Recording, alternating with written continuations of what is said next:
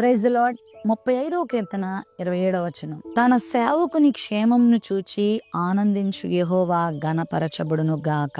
తన బిడ్డల క్షేమాన్ని చూసి ఆయన ఆనందించేవాడు. ఒకవేళ నీ చుట్టుపక్కల వారు, నీతో ఉన్నవారు నీ అభివృద్ధిని చూసి, నీ క్షేమాన్ని చూసి కుళ్ళుకుంటున్నారా, బాధపడుతున్నారా, నీ మీద అసూయ పడుతున్నారా, నీ కొరకు గుంటలు త్రవ్వి నీకు కీడు చేయాలని చూస్తున్నారా? అయితే నీ ప్రభు నీ పక్షంగా ఉండి నువ్వు పచ్చగా ఉండాలని, నువ్వు అభివృద్ధి చెందాలని, నువ్వు వర్ధిల్లాలని ఆయన ఆశిస్తున్నాడు. ఆ రకంగా ఆయన నిన్ను నడిపిస్తున్నాడు. నిన్ను ఆయన ఎప్పుడు పాడు చేయడు, నిన్నెప్పుడు ఆయన చేయి విడిచిపెట్టడు, నిన్నెప్పుడు ఆయన సిగ్గుపరచడనే విషయాన్ని గుర్తుపెట్టుకో. నీ జీవితాన్ని ఆయన చక్కని బాటలో నడిపించే దేవుడై ఉన్నాడు. నిన్ను చక్కని ఓదార్పులోనికి నడిపించే దేవుడై ఉన్నాడు. నీ క్షేమమును చూసి ఆయన ఆనందించే దేవుడై ఉన్నాడు. తన బిడ్డల యొక్క అభివృద్ధిని చూసి ఆనందించే దేవుడై ఉన్నాడు. బైబిల్ గ్రంథంలో దేవుడు తన బిడ్డలను ఆశీర్వదించి దీవించి ఆయన ఎంత సంతోషించాడో, ఎంత ఆనందించాడో, వారి యొక్క అభివృద్ధిని చూసి ఆయన ఎంత మహిమ తెచ్చుకున్నాడో. మరి ఆ విధంగా దేవుడు నిన్ను చూసి కూడా ఆనందిస్తాడు, నీకు గొప్ప క్షేమాన్ని ఇస్తాడు. ఒకవేళ ఈ రోజు నాకు క్షేమమే లేదు, నాకు అభివృద్ధి లేదు, నాకు ఆనందమే లేదని బాధపడుతున్నావేమో, నీ ప్రభువును నువ్వు అడిగినప్పుడు, నీ ప్రభు దగ్గర నువ్వు వచ్చినప్పుడు మరలా